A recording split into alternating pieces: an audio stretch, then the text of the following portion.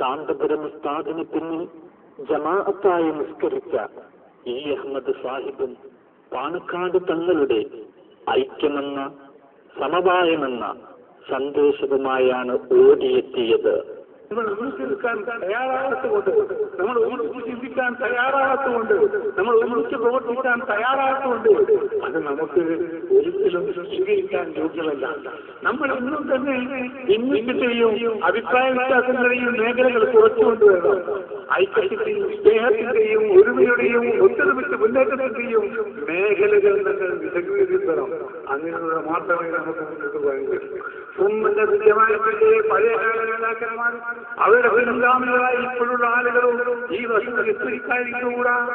ആ സുന്നത്തിന്റെ ജമാഅത്തിന്റെ ആ പൗരാണിക നേതാക്കന്മാരുടെ പ്രവർത്തനം കൊണ്ടാണ് ഇന്ന് സമുദായത്തിലെ ഈ പുതിയ തലമുറക്ക് വീണ്ടും പറ്റി മനസ്സിലാക്കാൻ കഴിയുന്നത്. അവരുണ്ടാക്കിയ മദ്രസകൾ, അവരുണ്ടാക്കിയ പ്രവർത്തനങ്ങൾ, അവരുണ്ടാക്കിയ ആ കാര്യങ്ങളിൽ നിന്ന് ഖുർആനും ദീനിന്റെയും പഠിപ്പുകൊണ്ടാണ് നമ്മൾ ഇന്ന് മുന്നോട്ട് പോകുന്നത്. മന്ത്രി ഇ അഹമ്മദ് കാരന്നൂർ മർക്കസിലെ പരിപാടിയിൽ പങ്കെടുത്തതാണ് ഇ കെ വിഭാഗത്തെ പ്രകോപിപ്പിച്ചത്. അഹമ്മദ് ചടങ്ങിനെത്തുമ്പോൾ പ്രതിഷേധം അറിയിക്കണമെന്ന് SKSSF മുൻകൂട്ടി നിശ്ചയിച്ചിരുന്നു. അവൻ നിശ്ചയിച്ച് തീരുമാനിച്ച് നടത്തിയൊരു പരിപാടിയാണ്. അതിപ്പോൾ അല്ലാഹു തആല ജനറൽ സെക്രട്ടറിയുടെ നാവ് കൊണ്ട് തന്നെ പുറത്തു കൊണ്ടെന്ന് വന്നതിലുള്ള സന്തോഷം ജനങ്ങളെ അറിയിക്കാൻ വേദി ഉണ്ടാക്കി തന്നതിൽ ജനറൽ സെക്രട്ടറിക്ക് അടക്കം നന്ദി രേഖപ്പെടുത്തുകയാണ്.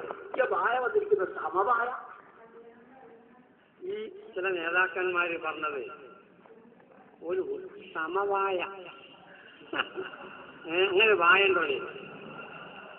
നമ്മൾ കേട്ടത് നിയന്ത്രവായ, അത് പ്രകാരം തന്നെ മൈസൂര് വായ, മലമുണ്ടി വായ, പല ജാതി വായക്കൂടി നമ്മൾ കേട്ടിട്ടുണ്ട്.